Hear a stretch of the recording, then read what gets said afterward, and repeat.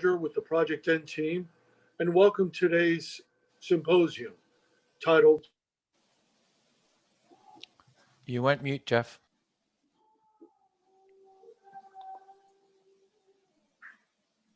Oh,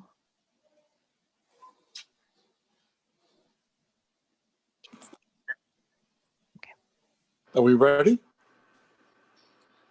Yeah, much Yeah, I better, can hear Jeff. you. Yes, thanks.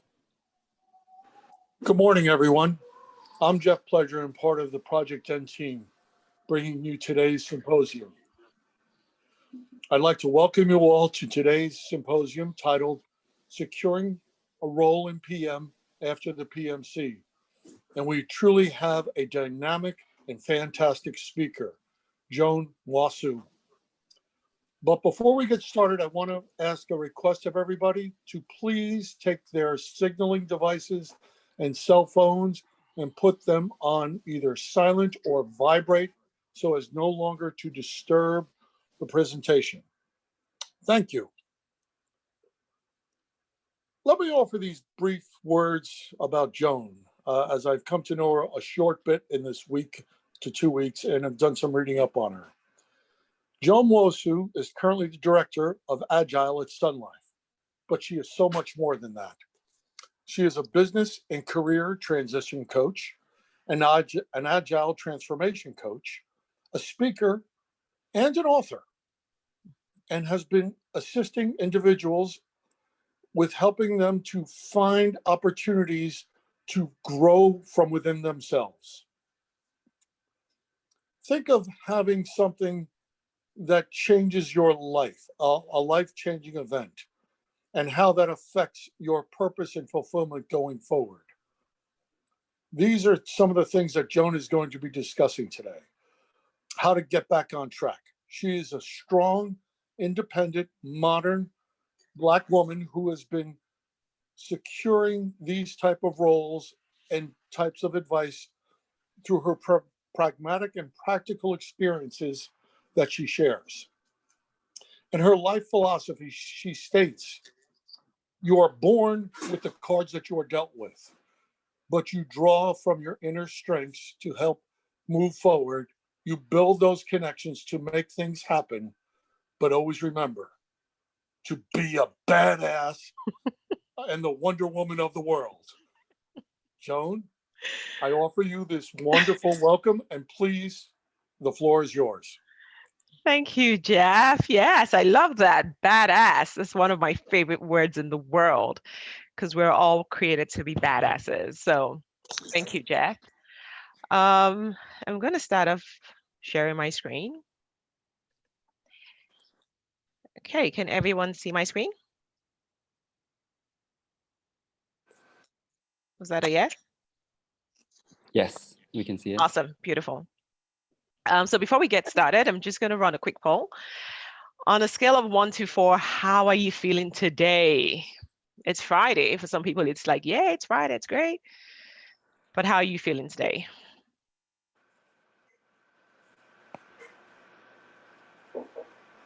Okay, 2 more seconds. Come on. Wow, I see a lot of people are feeling quite good, but there's room for improvement. Okay, so that's why I'm here. So we're going to try to step that up a little bit. Okay. And then the second poll is, so we know we've been doing a lot of virtual classes. What's the strangest thing you've done while attending a virtual class? Hopefully not Mark's class, but what's the strangest thing that you've done? Ate a meal, wore pajamas, cooked, brushed your teeth or got dressed, shopped online. I know I've got that problem. Watched Netflix, other, but my lips are sealed.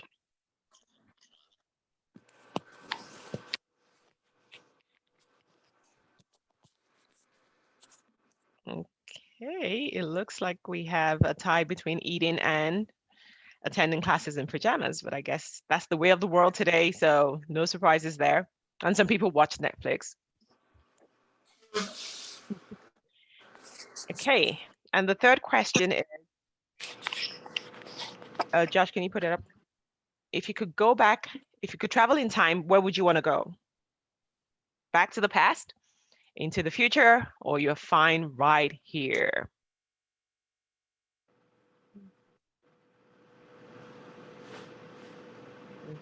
Okay. New notification from Outlook. Cheating wives. Because. Okay, so we see that most people want to go into the future, and then some people are fine right here. That's awesome. And people want to go back into the past. I don't think I want to go back into, I don't remember my past, but I don't want to go there. So awesome. So we're going to get started. Josh, I'm just going to, okay, good. So believe it or not, this was me at Seneca in 2015. This was my PMC class. We were a close-knit class. I'm sure you are. Well, it's a bit different now that it's virtual, but we were really close-knit, and it was such a good group, and we really enjoyed our time there. So this was me. And the topic today is personal leadership, how to take charge of your career once you're done. Like, what next? You get your PMC certificate, then what? So I want to start off with success is a destination, not a journey. I used to believe that if only I had this, then I'll be done. And then I'll get that and I'll be like, if only I had this, then I'll be done. And then I came to the realization that success is not a destination. There's no destination. You just keep going. It's just a continuous journey, and you just need to keep achieving as you go. So a little bit about myself. So like Jeff said, I currently work with Sun Life Financial as a director of Agile, but I do also own 2 other businesses. One is the business and career transition coaching business. And I do have another passion business I started a couple of years ago called My Soft Landing. And the goal was really to help immigrants like myself who are new to Canada really integrate and not feel like they're alone or they have to start from scratch. So I still run those 2 businesses alongside my job. Prior to Sun Life, I did work with Bell Media as an agile transformation consultant. Before that, I was at Bank of Montreal and at ADESA. And then my very first job in Canada was with World Vision as a project manager. So I'll be talking about some of these as we go along. Like Jeff said, I'm also a published author. My book came out this year. It's called I Rise, The 10 Secrets to Getting Up When Life Knocks You Down. I was also nominated for the Women of Inspiration Awards for 2020. I'm featured in the Who is Who in Diaspora of 2020. I've also been on an online publication called BAO, Business Africa Online. I've also had the opportunity to speak on various platforms, radio shows, podcasts, summits, you name it, and all of this within the last 5 years. So, believing in yourself is very key. It doesn't matter what it is I say here today. If you don't have this belief in you, then really doesn't matter. You might as well just sign off now. You've got to believe that deep down inside of you, you are destined to be great. We all are. So believe it. It's hard. Sometimes you're like, oh, but I'm just mediocre. No, believe that you're great and you will achieve greatness. So who is one person you think is great and you admire? So if you can just go into the chat, I want to see who you think is great.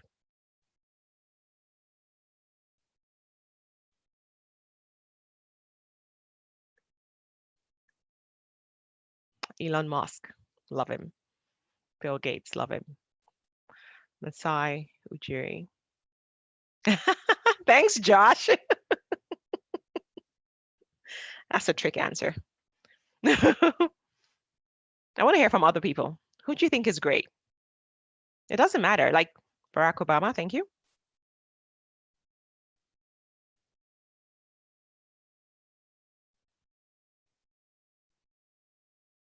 Anybody else?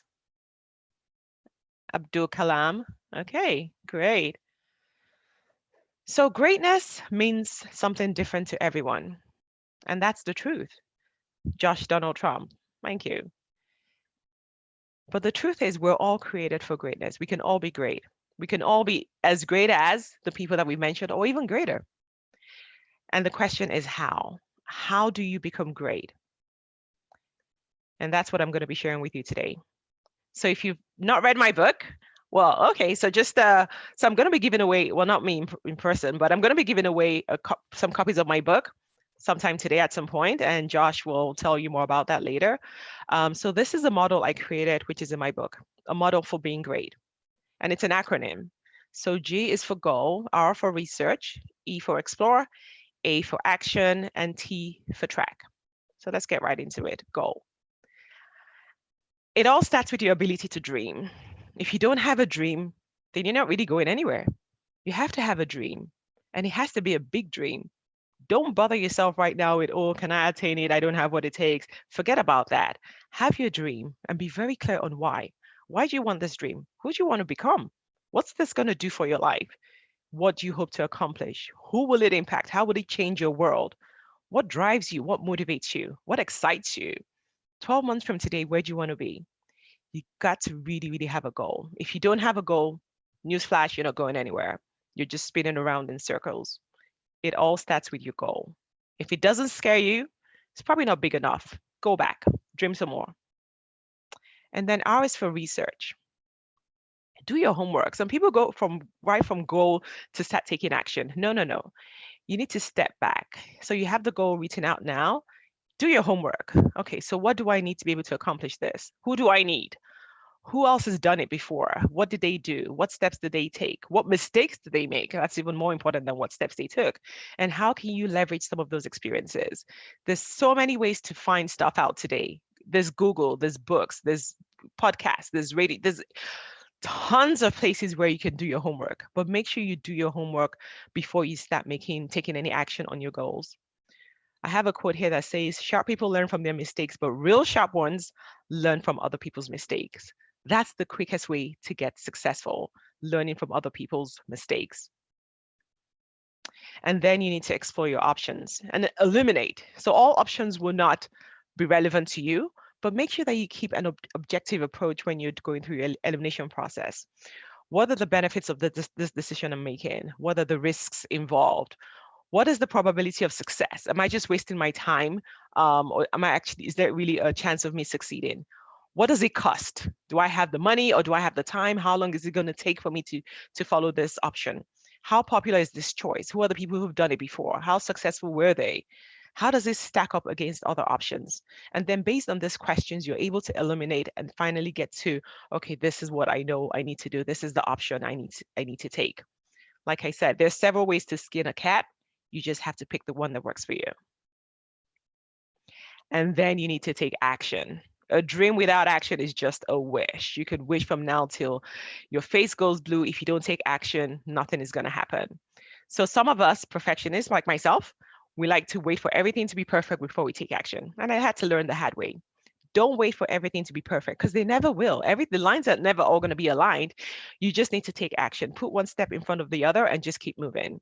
Have a plan. You know, in project management, they teach you about coming up with a plan. In the agile world, we say don't have a plan, but it's not don't have a plan at all. We're saying don't make all the plans upfront because guess what? Things are going to change as you move. So have a plan, you know, a high level plan in mind, and then start moving. Keep going even when it gets tough. It will. And you hear a bit about my story later, but it does get tough. And it's not about how many times it gets tough, it's about how you keep pushing forward. Eliminate distractions that keep you from taking action on things that really matter. The world is so distracted today. Like, you know, I can barely stay away from my phone for 1 hour. And that's just a distraction. There's so much out there. There's so much glitter and glam. We're there looking at social media. Oh my God, I want this. I wish I could be this. I wish it was me. It's stopping you from really, really taking action on the things that really, really matter. Action leads to passion, inspiration, motivation, possibilities, and opportunities. Some people think, oh no, I have to have all of this, then I'll take action. No, take action and then it will start to build some of these things. Talk is nothing, action is everything. You need to take action. Tony Robbins, who's one of my very favorite people in the world, says the path to success is to take massive, determined action. So you need to take action. If there's anything you get from me today, it's take action. And then you need to track. You track what you've accomplished, but always keeping an eye on the big picture. It's not the time to start saying, oh, I haven't done anything. No, what have you accomplished? How did you accomplish it? What did you do? What steps did you take? What stopped you if you were not able to do it? Go back, really look at, okay, this was my goal. These were the options I came up with. This was the action plan. Why didn't I accomplish this goal? What was standing in my way? What stopped me? Based on where I am today, what is the next thing I need to do? Hold yourself accountable. It's not oh, it's because of this person I wasn't able to do it, or, no. Hold yourself accountable to whatever goals and plans you've set for yourself and for your life. And then celebrate your wins no matter how small. It's so easy to look back or look forward and say, oh, there's still this 99% of things I need to accomplish, forgetting the one thing, the 1% that you've already accomplished. Celebrate your wins no matter how small, and you will see that things will keep falling into place as you move on. And if things don't work out, try again if it fails. Like, that's what life is about. Try again. Don't be like, okay, I give up. This is it. My life's over. I'm a failure. I'm not good at anything. No, if all fails, that's why you have those other options that you eliminated. Go back and look at those options and think, okay, so which ones? I've tried this one. It didn't work out. What else can I do? And start from there. The opposite of success is not failure. The opposite of success is quitting. We're not quitters. We don't quit. We just try again. So that's the great framework to really, really help you be great at anything that you want to do. So my question now is, how might you be great after PMC? How do you future-proof your success? So I'm going to share with you 3 steps to help you after PMC. The first step is your goal. What's your why? What do you want and why do you want it? And then prepare. How do you prepare yourself for this goal? And then how do you get help? You might think, oh, we're meant to do this on our own. I didn't do it on my own. And you don't have to. Doing it on your own is painful. So I'm going to be sharing how you can get help once you're done with your PMC. So we're going to take another quick poll. And the question is, what do you want after you graduate? What do you want? Like, even if you're not sure 100%, but what are you leaning towards? Get a PM job, sit for the PMP, get any type of job, do something else. I have no clue.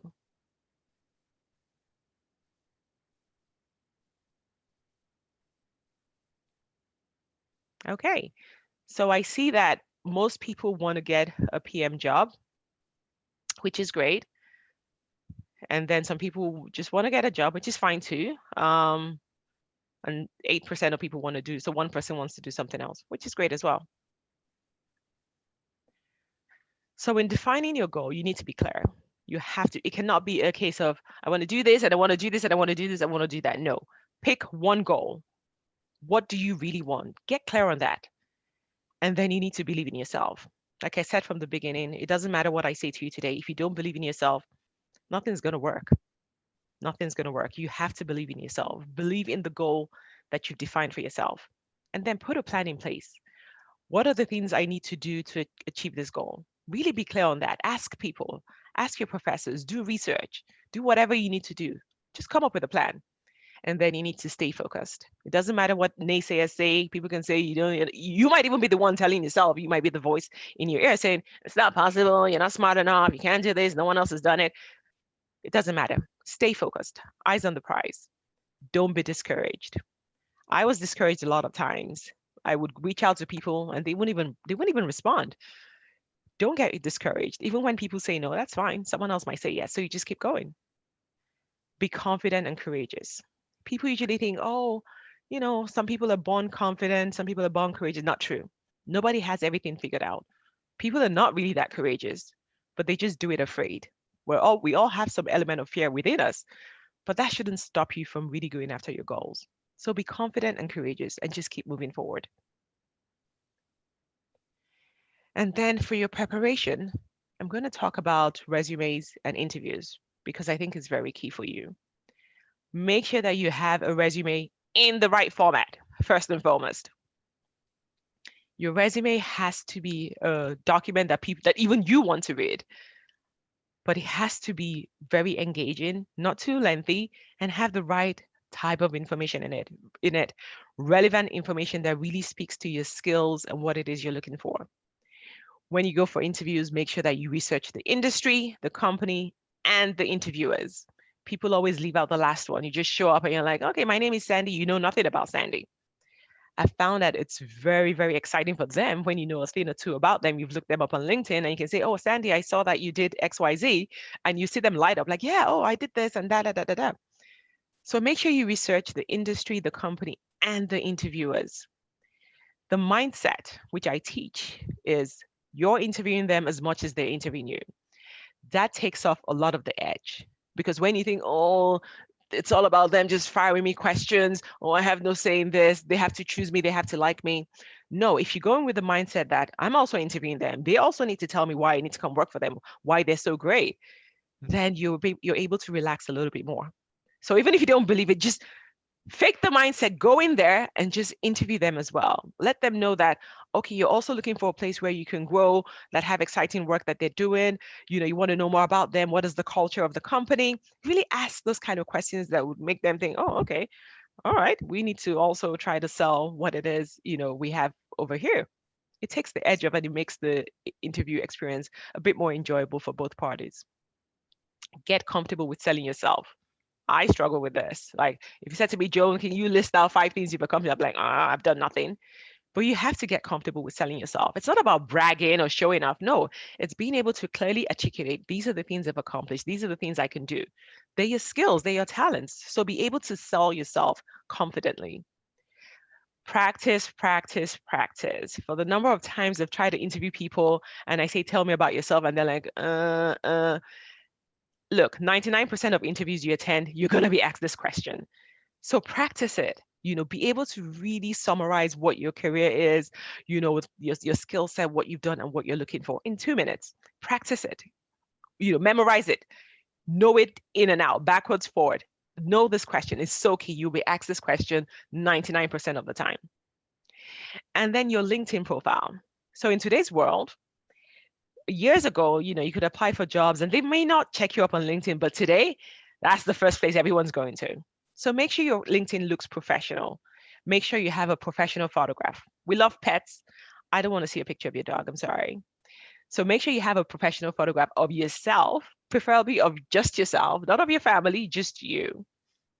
Have a well-written out bio. It doesn't have to be too lengthy, but have a written out bio so someone can just read that and be like, okay, so I know what Josh is about, you know, and he might be a good fit for the role that we have. Make sure that it matches your resume. For the number of times I've also seen resume, I go to the LinkedIn, I'm like, is this the same person? Like, am I missing something here? Make sure that whatever is in your LinkedIn matches your resume. And then build your network within LinkedIn. Follow people, like people, connect with people, because people post a lot of jobs on LinkedIn these days, and you want to be able to see those and be able to apply. And then getting help. So like I said, you don't have to be on this journey on your own. I definitely didn't get to where I am today on my own. So look for help. And who can help you? You can find yourself a mentor. I have tons of mentors, of which one is on this call today. I have sponsors, I have coaches that I work with.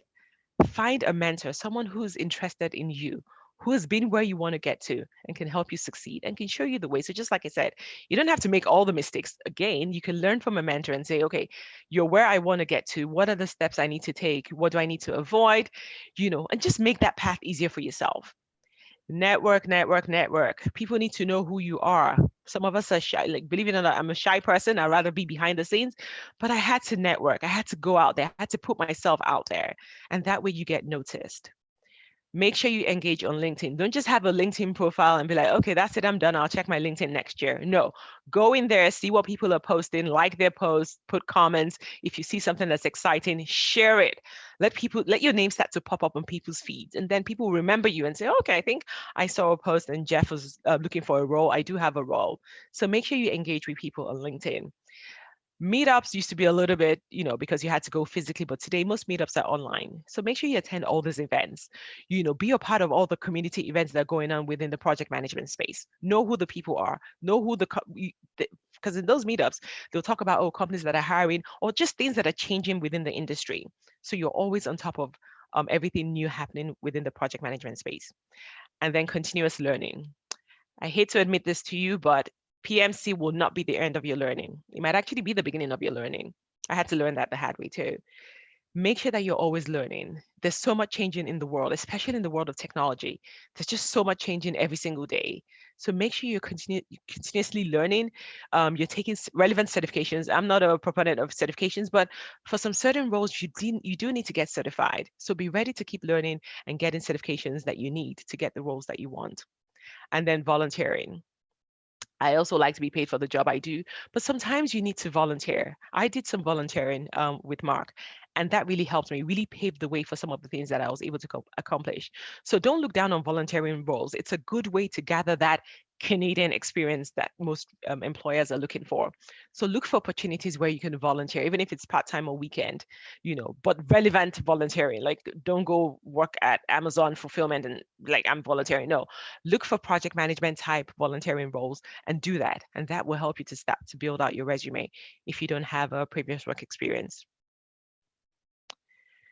Okay, so those are the 3 steps to help you succeed post PMC. So now I'm going to share a bit about my story.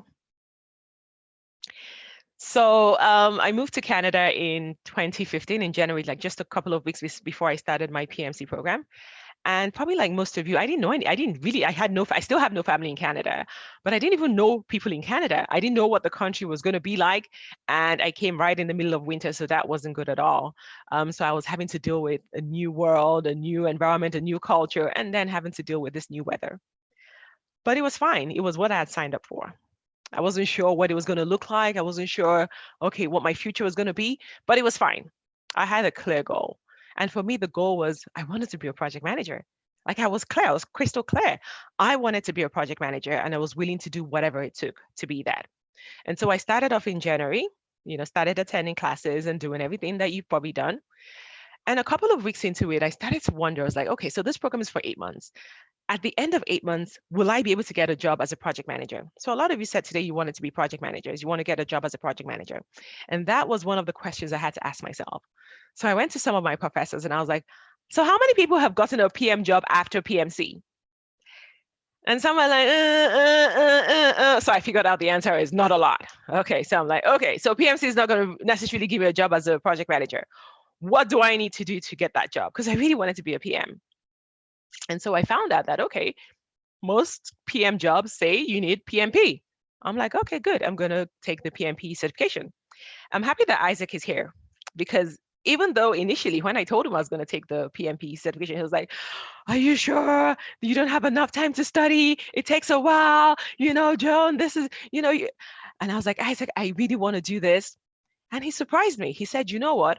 I do coach for a PMP, so I'm going to give you access for free to PMP study materials and mock questions. If you really want to do this, here you go. So Isaac was very pivotal in me passing my PMP. And I was happy that I was able to write and pass my PMP in April. Mind you, I was still, juggling my PMC certificate as well.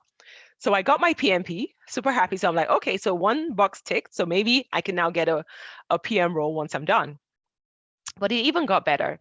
Second semester, I went into a class and I met Mark for the first time. I don't know if it was the gray hair, but I was like, here's my guardian angel. I don't know what it was about Mark, but I was like, that's my mentor. He didn't even know it at that point. But I chased down Mark. I set up meetings with him and I'm like, Mark, I really want to be a PM. And I have all this conversation. I'm sure he was like, why is this crazy girl bugging me all the time? I was a Mark. And then I heard that Mark was placing people in an internship, which was for like a couple of months, and he only needed 5 people. I was like, Mark, well, I'll hunt you down. You better put me on that list. And he did. So I got the opportunity to work with a fairly big company downtown for a couple of weeks on a project. And that I was just like, yes, now I know. I definitely want to be a PM. Thank you, Mark. So that's how Mark became my mentor. Maybe he didn't know that now, but now he knows. And then Mark was very, very helpful. So he kept guiding me along the way. And so by the time we were coming up to the end of the second semester, it was like, oh, okay, so the co-op is coming up. Okay, I need to get a co-op role. So I got a co-op role with Government of Ontario. Pretty awesome, another awesome opportunity. I started that role in October. And then because I had been through the the placement with Mark, I was like, okay, I need to spruce up my resume. Now I know what a project manager looks like. And guess what? I'm even going to start applying for jobs. So I started applying for jobs all the way in like August. I was like, I'm just going to keep trying. I didn't get a lot of calls, but I just kept trying. I kept tweaking and pruning my resume and just applying for jobs. And then a couple of weeks, so I started co-op in October. A couple of weeks later, I got a job offer to be a project manager with World Vision starting 1st of November. And I'm like, but I have co-op till December. So what did I do? I went to Mark. I was like, Mark, oh my God, I don't know what I'm going to do. This is such an awesome job. You know, it's a project manager role. They're paying this amount of money. Whoa, what can I do? You know, Mark, not trying to get you into trouble, but Mark was like, Joan, you can't drop out of co-op. That's going to be bad for the school. And I was like, Mark, but I really can't turn down this job. And he just said the words I wanted to hear. Don't worry about it. I'll take care of it. I don't know what Mark did, but he took care of it. And I started my job as a project manager with World Vision in November of 2015. Fast forward a year later, you would say, but Joan, you've accomplished your goal. And that's what I thought. I wanted to be a project manager. Here I was, a project manager with a fairly decent company, a decent pay. I should be satisfied. No. A year later, I hear about this Agile thing. I'm like, okay, what's that? Okay, this is the new cool thing on the block, Agile. So what did I do? I started training for Agile. Did my trainings, got certified, and a year after I started my job at World Vision, I said goodbye to World Vision, and I went and got my first Agile role as a Scrum Master with Odessa. And I remember my conversation with Mark about it. And he was like, Joan, are you sure? Wow, Joan, you're really, yeah. I was like, I'm restless. I just need to keep moving. And so I did that. A year after being a Scrum Master, I heard that there's something else called an Agile coach, which is different from a Scrum Master. I was like, okay, I think I like the sound of that. So what did I do? Exactly the same thing. Went for trainings, got certified, and became an Agile coach. So just to fast forward, so I did all that 4.5 years. And today I'm the director of Agile at Sun Life, which is a pretty big team. I do have about 25 teams that I lead. And that's my story. And you might be there thinking, no, Joan, you're just lucky. You know, I wasn't lucky. Like I went through a lot of hardship. I went through a lot of no's. I went through a lot of people saying, it's not possible. Go be a project coordinator. Go start from anywhere. But I said, no, I knew exactly what it is I wanted. I had a goal. I had a very, very clear purpose, and I took action.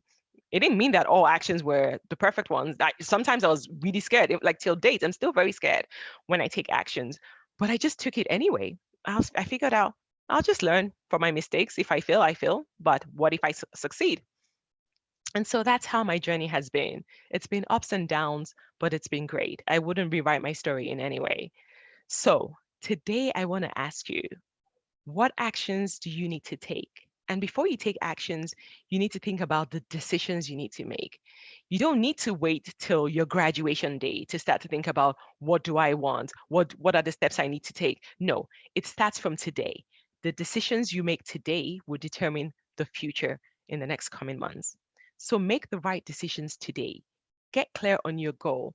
Figure out what the steps you need and figure out who you need to be able to help you. So with that, I end my speech. Hopefully I was on time, yes. And, I wish you guys all the success, and everything that you want starts from the decisions you make today. It is just the beginning. Thank you. Wow. Thank you, Joan. If this was in real life, we would be doing this, right? Wow. So yes, we'd like to take some questions now from the audience, but we'd like to take the privilege of asking the first question. So Okay. what I have written down here is to get to where you want to go, I think really what I think about is what you do every day, right? The decisions you make every day kind of leads up to that big end goal, right? Yeah. So I just want to ask you, like, what are some maybe small things or habits or daily disciplines that you recommend that people start trying, maybe today, starting today? Okay. So a couple of years ago, I got into the spirituality, and part of it was about being present. And being present just means you're living in the now. So that way, every decision you take, you're aware of it. You're not just cruising through life and life is not really passing through you. You're aware of everything that it is you're doing. So I do meditation practices just to ground me and make sure that everything I'm doing, I'm aware of what I'm doing. Life is not just running me, because that's what happens. If you don't run your life's going to run you, and you're just cruise controlling and you're like, oh, where am I? What did I do? What happened last year? You have no clue. So really ground yourself, really find whatever practice it is that can help you ground yourself, so that every decision you're making, you're consciously thinking about it. Everything you do is intentional. You have that, this is the end goal. This is where I want to go. Everything you're doing, is it in line? Is it in alignment with what it is that I want to achieve? If it's not, don't do it, because you're just wasting your time. So just stay focused, take action, but always make sure that it's in alignment with what your goals are. Thank you. The floor is now open. If you have a question, you can unmute yourself.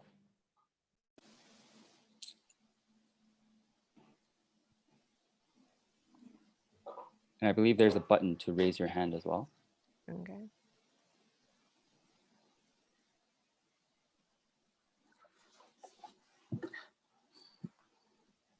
If there's not another question, I have another one for you. Okay.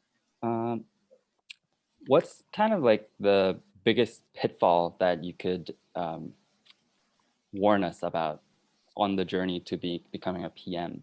Is there something like that? So I think, again, it goes back to what I said about learning. The learning doesn't end. And as much as PMC is great, there's way more you still need to know. There's way more you need to learn. There's, I know you do a communication or leadership program. That is so key. If you can't communicate properly, or you're not as organized as you need to be, it's just not going to work. So you got to keep learning, learn all the new tools out there, learn the different technologies, just keep making sure that you stay relevant. Thank you. Avi has a question.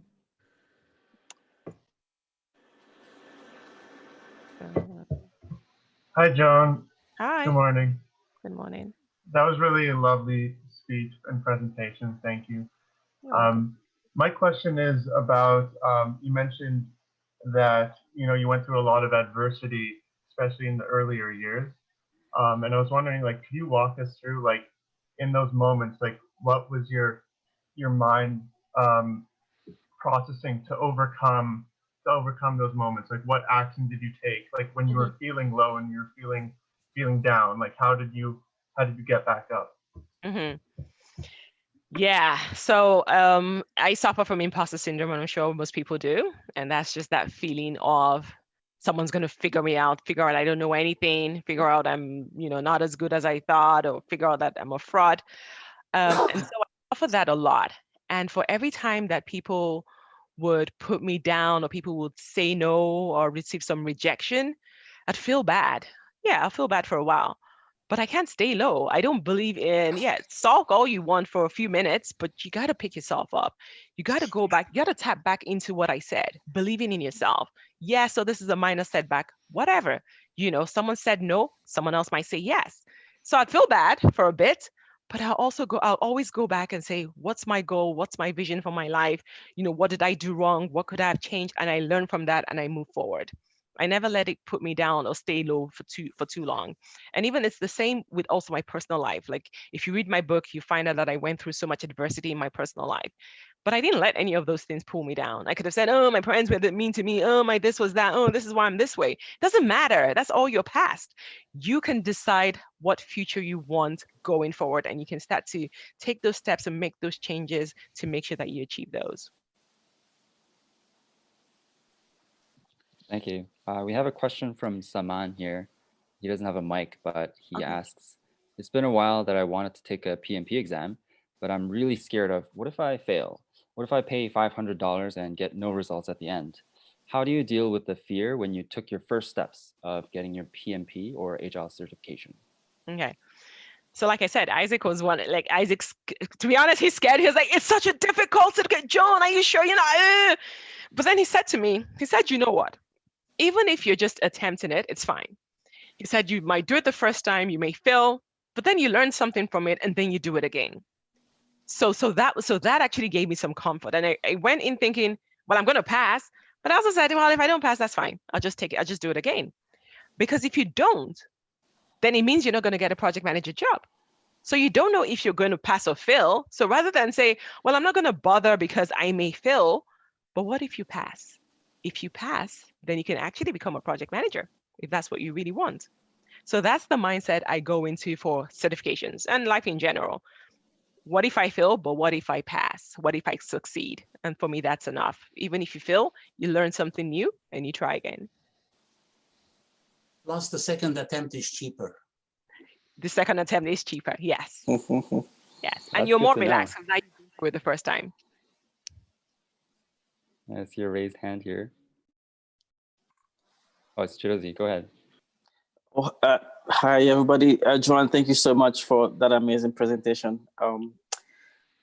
It's always enlightening to listen to you speak at any level, at any time. Thank you so much. I do have a lot of questions personally, but let me start off with this one. So, you know, a lot of times you run into people and then they go like, oh, this is my fourth career, or this is my fifth career. And, you know, they keep changing careers, right? I don't want to believe that they haven't thought out each of those careers up until the point that they realize that it's not for them anymore, and then they move to the next one. So my question is, how do you know for sure that the plans that you made on, you know, choosing a different career path, and how are you sure that it's gonna be successful in the end? Mm-hmm. So again, it goes back to the journey and not a destination. I've also changed careers multiple times. And each time I was sure, like I was 100% sure this is it. You know, like I thought I wanted to be a PM. I was like, this is it. And then I got in, I was like, oh, there's something better. I'm out of here. You know, but that's how it goes. So for every time, so it's not that they failed. No, they succeeded in those careers, but you're changing. Every day you're evolving as a human being and your needs change, your desires change. So you just change with it. There are people who are able, you know, like in today's world, like people don't stay in one career forever. But in the olden days, like my parents, it was one career for 35 years and that was it. So I say, you know, you might be sure today, but in another 5 years, you might be bored with it and want to do something different. I never thought I'd be a coach and do a coaching business, but I found that actually comes naturally to me. So I do it. I do love my agile job, but I do love my coaching as well. And I don't know, maybe next year I'm going to do something different. I don't know. It's a journey. Enjoy it. So rather than beat yourself and saying, what if I'm not successful? Or what if I change my mind? Change your mind, you know, do it, enjoy it, and just keep moving. It's a journey. So It's a beautiful journey. now you see why we are Thank you so much. agile project management. Yes, Professor, Joan? I see. Yeah. Joan, this is Jeff. I have a question for you, if you Go, can Jeff. take it, please. You speak in your book about learning how to forgive unconditionally to lead to loving unconditionally. Can you help us understand in a practical sense how that works in the PM role? So forgive yourself in everything you do. So I haven't really had a project that's failed, but I've had a project that was like way behind schedule and over budget and things like that. And it's easy to think of yourself as a failure, like, oh, I failed, because you will get your project sponsor, like, you know, what happened? We need to know who did what, you know, and all of that. And, you know, you might feel bad for a while and be like, oh, maybe I'm a hopeless PM. Maybe I'm not a good PM, and beat yourself up. Don't do that. Yeah, so it didn't work out. Good, it's fine. I learned something. Capture your lessons learned. Next time, okay, these are some of the things I can avoid, and move forward. You really need to be able to forgive yourself. Then there's forgive others, but you need to start from forgiving yourself. So be it in your professional or your personal life, give yourself a break, you know, forgive yourself. Believe that everything about you is perfect. There's nothing to change. So forgive yourself, forgive others, and then you can really, really move forward. That's the only way you can actually give love to anybody else.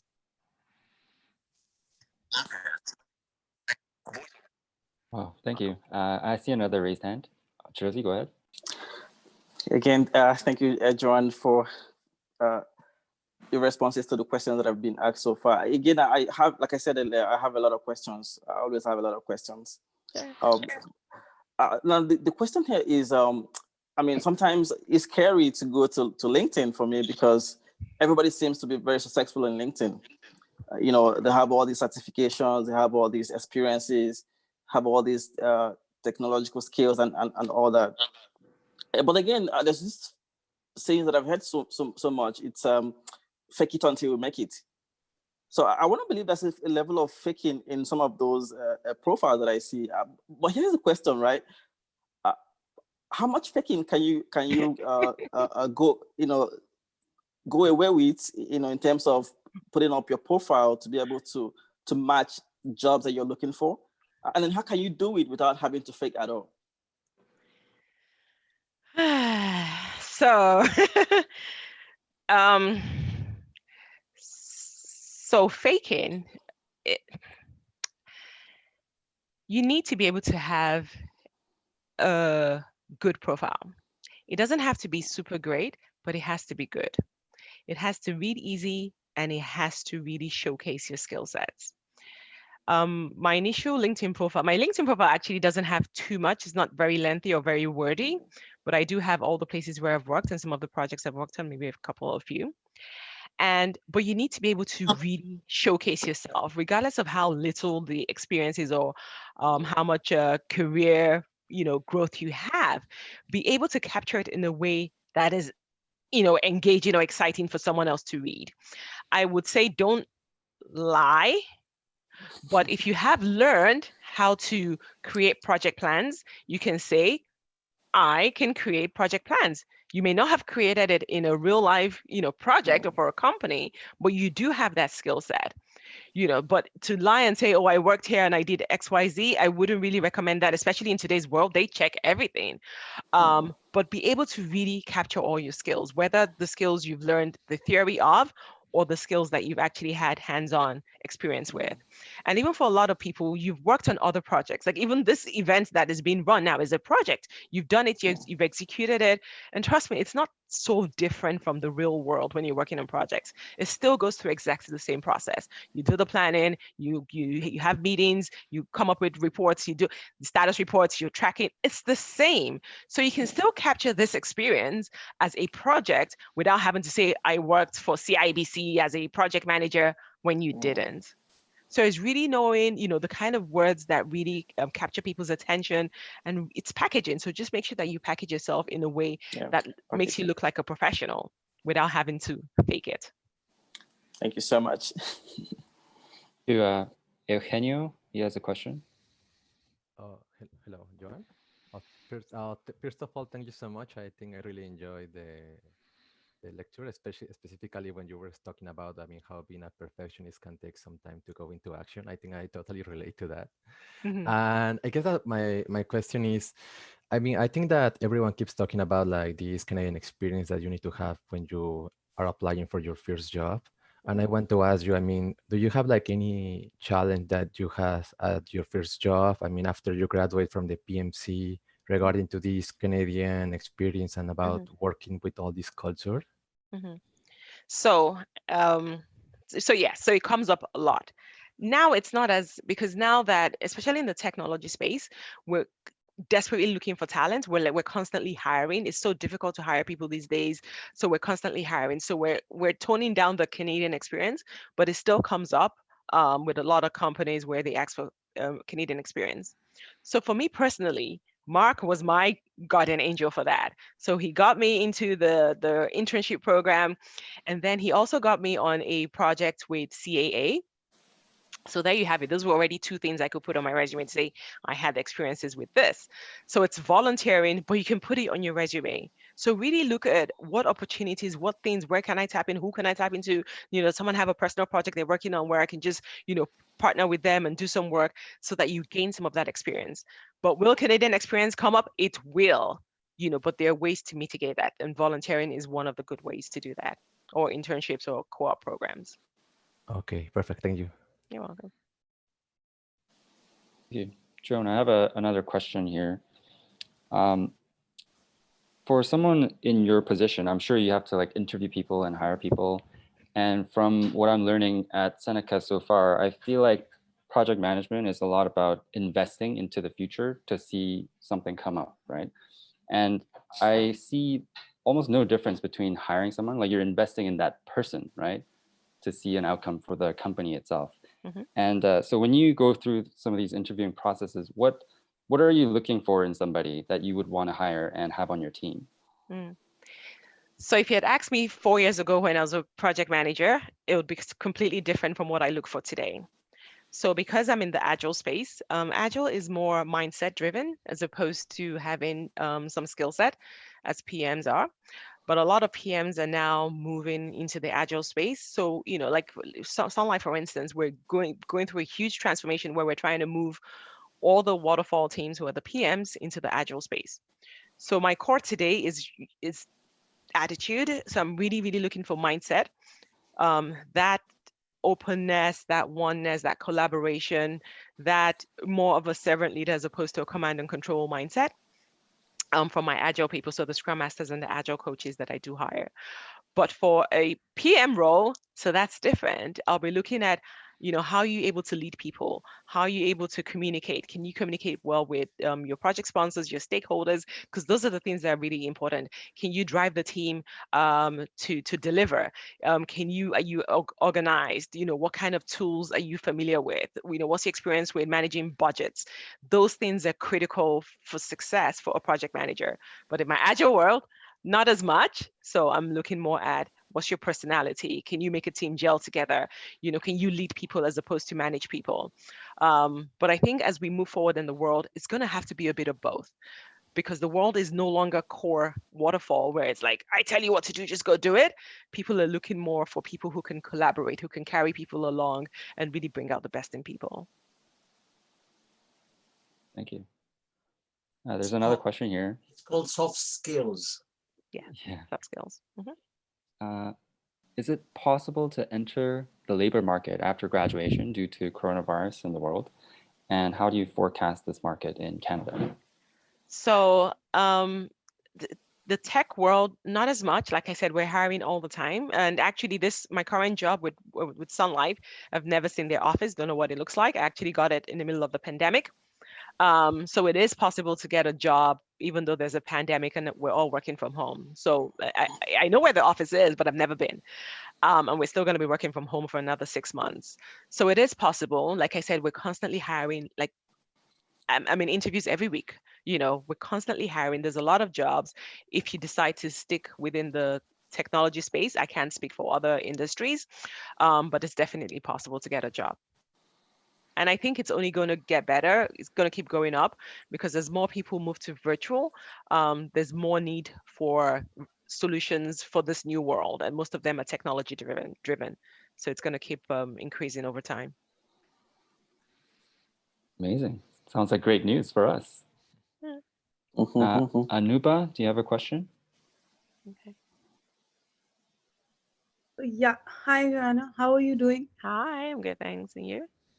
Yeah. You just now mentioned that few companies are transforming from waterfall to agile. Yes. So A lot of companies. Yeah, because agile is something, it's the latest trend. So I just wanted to know what are the basic challenges, I mean, the people face or not in this transformation phase. What are the challenges basically faced by them? What are the challenges with transformations, or I didn't hear you. Your voice went really low. When you move from waterfall to agile, what are the basic challenges which are faced overall on the project level? And obviously, you know, when you work in a waterfall manner, you have a particular perspective of, you know, tracking the project. And in agile is totally different. Yeah. So the believe it or not, the major challenge is not even the product or the project. The main challenge is the people. People don't want to change. People don't like change. You know, so there's a lot of resistance to this way of working. And a lot of it has to do with the mindset shift. So like I mentioned, in the PM world, it's like somebody figures out what needs to be done. They get the people, they assign the work to people, just go do it. In the agile world, we're more concerned about, it doesn't matter if we create 1,000 features. Do our customers actually want these features? Are customers happy with what it is that we're producing? Are our people happy? Are our team members happy? Do they want to come to work? So in the agile world, we're very concerned about people and our clients. So that's the major challenge, because a lot of people who are so used to only focusing on the project, where Is the BRD ready? Is the coding done? Is testing done? How many bugs? Who created the bugs? Why didn't you test that? In the agile world, it's not about that. It's, are we delivering value? Are people happy? Are people learning? Are they growing? Do we collaborate well? You know, what are our clients saying about us? What features do our clients want? We don't know what they want. You tell us what you want. So it's a completely different mindset. And a lot of the leadership people, and if you think about it, they've been working in the waterfall way for 20, 30 years. It's just hard. They still want to micromanage. They still want status reports. Tell me what you did, who did what, throw everybody under the bus. We need to fire somebody for, you know, failing on that project. But in the agile world is very, very different. Failure is not failure. Failure is just, we just learned something new. It's a very difficult mindset. Okay, so you are saying that basically we need to work with the mindset of people, how to. Yes. So so even though a Scrum Master is not a PM on the Agile side, but a Scrum Master is part of the leadership for the team. So you have the Scrum Master and you have the product owner. So you would have to shift your mindset from, I need to track a Gantt chart or track a project plan, to, I need to be asking questions. This feature, do our clients really want it? What is the value? We release this. Who's using it? What are they saying about what we're doing? You know, how are people feeling? Are they feeling overwhelmed? Are they overworked? Do they enjoy the work that they're doing? So it's completely different. The focus is more on people if you're a Scrum Master now, as opposed to delivery if you're a project manager. Thank you so much. Thank you. We have time for 2 more questions. Jersey, go ahead. Oh, actually, can we take a question from Dhruvi and Patrick? Okay. That would be nice. We'll... That would be nice. Yeah. Thank you. Thank you, Josh. Hi, John. Good morning. Hi.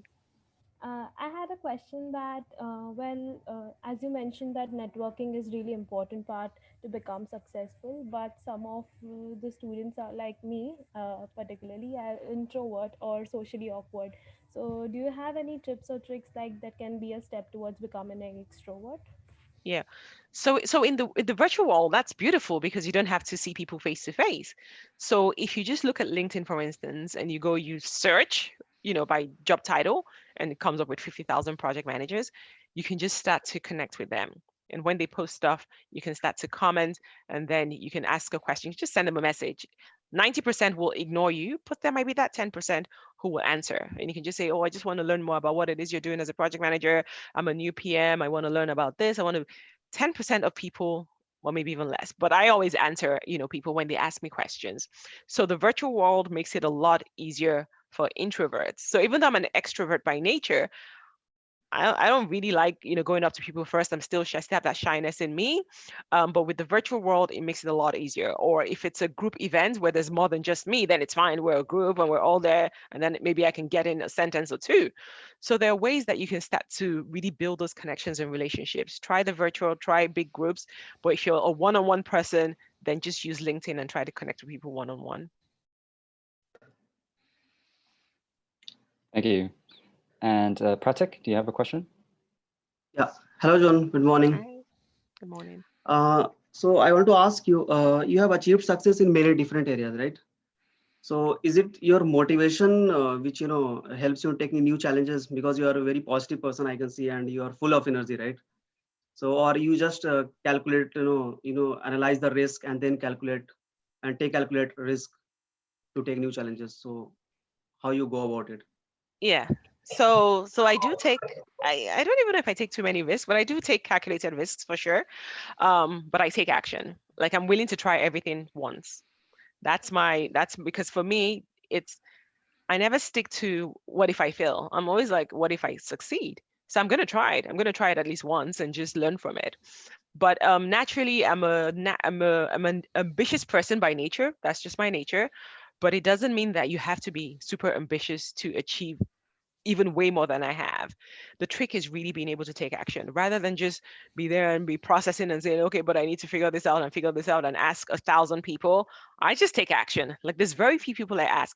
When I wanted to switch from being a project manager to being a Scrum Master, I think Mark was the only person I told about it. I was like, hey, Mark, I want to go be a Scrum Master. And I was like, what? Are you sure? You know, you really want to do that? Yeah, that was it. Like, he gave me the pros and cons, but I did it anyway, you know. So I'm not one of those who would ask 50,000 people and get their 50,000 opinions, and they'll tell you how everybody else has failed. And then you're like, oh, I don't want to do this. What if I fail? I think about it, think about the risks. Is it something I want to do? Do I really, really want to do it? Am I convinced within my gut that it's something I want to do? And I just do it. If I feel, that's fine. There are many people out there, when they achieve success in one particular area, they don't want to, take any new challenges, because they are like, they want to be in their comfort zone, right? So suppose when you are moving ahead with new challenges in other area, you face some new challenges and you fail. So you again, are you motivated to take new risk, or you just, Yeah, success. And, I don't know who the successful people are that want to stay in one place, but most successful people never stay in one place. The moment you achieve success in one thing, it's like a drug. It becomes addictive. You're like, what next? Because you get bored. Like, no matter how exciting a job, you might think, oh, PM, once I'm a PM, that's it. You get in, you become an expert within a couple of months or years, and you're like, what next? Then it's like, I want to be a program manager. Then you do program management. What next? I want to be a portfolio manager. Then you do that. Then it's like, what next? Now I want to manage people, not just projects. You do that. And then what next? Like, it never ends. There's no destination. There's just, this is the goal right now. And once you accomplish that, trust me, the desire for the next thing is going to come up. So just keep moving. Oh, thank you so much. Yeah. You're welcome. Thank you. That's I all we want have to time invoke for. professor's privilege here and ask one question to Go ahead. John. Thanks so much, John. It's so great to hear you again. But there's something going on that I'm thinking right now, and I really be interested to hear what you say. And the question has to do with hierarchy between project managers and Scrum Masters. And given that you're at Sun Life there, you have very good perspective of this. What are you seeing?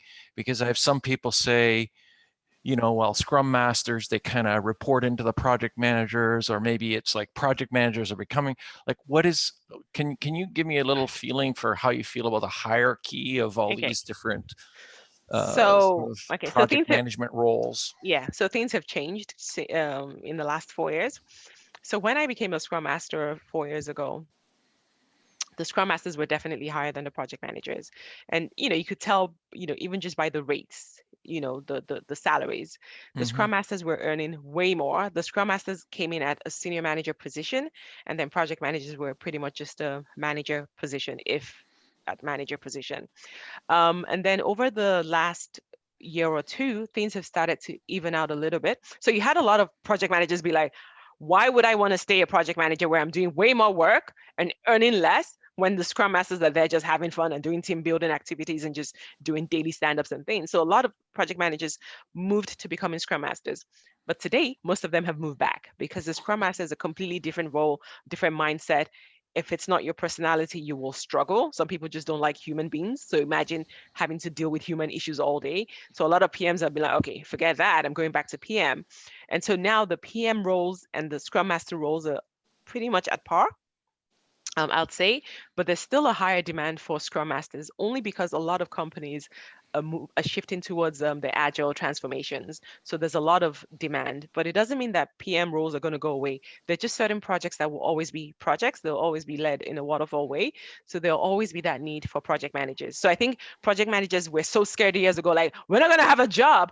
But I think now they understand it a little bit better, that there will always be projects that will be waterfall driven, and then there'll be other projects that will be agile Scrum framework driven. So I'd say they're at par now, even though there are some organizations that still, some it's higher, some it's lower, but generally I'll say it's probably at par right now. Thanks. Good. Great. Thank you. That's all we have time for today. I have that privilege. Okay, another privilege. Go ahead. And don't deny me that. Okay. John, this was remarkable. I have two things to say. Number one, I want to relate today's talk to the course that brought you here. That's leadership. And I want to emphasize that leadership starts with leading yourself, with leading your career. All those characteristics of planning, goal setting, taking action, getting help, motivating yourself, moving forward, they are all steps in leading your career and yourself. only when you are able to lead yourself, you will be able to lead others. Number two, just to follow on what you answer, how you answered Mark's question, I fully agree with what you said, John, but I would also like to bring to your attention, everybody, that hybrid is emerging. Look at the strategies that PMI is adopting. Now they have adopted disciplined agile as part of the PMP, the PMBOK. Yeah. So that's where things are moving. Number three, PMC program is hiring. If you are interested, please send us your resume. Did you hear me? Was that for me? Yes. Oh!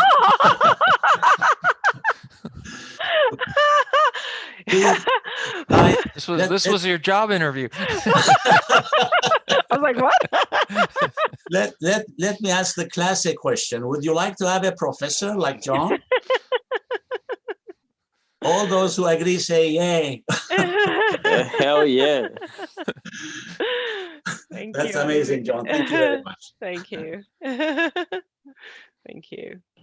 Thank you, Isaac. Yeah, so I'd like to take this opportunity to thank everyone for their time. I know it's Friday and you probably have many things to do today. And I'd like to thank the students for coming here. I would like to thank the faculty for being here, providing us support. I would like to thank my teammates, Chidozi and Jeffrey, for being instrumental in coming together to put this together. I would like to also, last but not least, thank Joan. Thank you so much. This has been so inspiring, incredible. I am so inspired to start something new and get a PM job after PMC. Awesome. I'd like to direct your attention to the chat box here for 1 second. There is a link. Well, there's 2 links now, but the last link is to the feedback form. So when we finish, please click on that and finish that feedback survey. And for the giveaway, we are going to announce the winners at the end of the week, next week. And we're gonna draw from people who have signed up previously on before Thursday, as we mentioned. We are also gonna consider people who have attended and asked amazing questions. We're also gonna consider people who have completed the post-event feedback survey. So if you do all 3 of those, then you have 3 chances to win, all right? So I look forward to that. And thank you, everyone. This has been Thank amazing. you so much. Thank you for having me. Thank you, Mark. Thank you, Isaac. And thank you to Josh, Chidozi, and Jeffrey. You guys were amazing. And thanks for everyone for showing up. All Our the best. privilege to have you. Joan. Thank you. Thanks Okay. for coming. Thank you. Thanks, everyone. Thank you. Well done, everyone.